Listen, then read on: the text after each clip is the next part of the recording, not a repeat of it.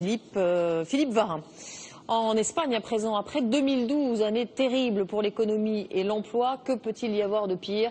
Eh bien, 2013, Madrid a annoncé aujourd'hui des prévisions économiques très sombres pour les 3 ans à venir, au moment, vous le savez, où le pays tente de redresser ses comptes publics dans un effort de rigueur inédit. Bonsoir Caroline Thébault, vous êtes en direct de Barcelone. On voit que la situation s'aggrave aussi parce que les manifestations d'hier, pour dire non à l'austérité, ont rassemblé beaucoup plus de monde et surtout plus seulement les fonctionnaires.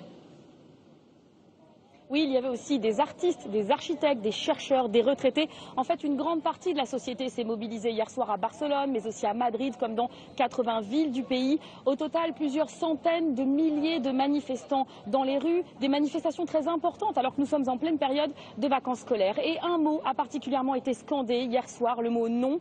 Non au plan d'austérité de Mariano Rajoy qui a été voté au Parlement hier et qui prévoit 65 milliards d'euros d'économies d'ici fin 2014. C'est tout simplement du jamais vu, avec hausse de la TVA, baisse des indemnités chômage. Alors ici on dit qu'il y a une mauvaise nouvelle chaque jour, et bien c'est fait. Le gouvernement vient d'annoncer que le taux de chômage serait plus important que prévu cette année, 24,6%. C'est tout simplement le taux le plus élevé de tous les pays industrialisés. Alors la population espagnole s'inquiète, les marchés financiers aussi. Pour preuve, la bourse de Madrid a plongé aujourd'hui, moins 6%.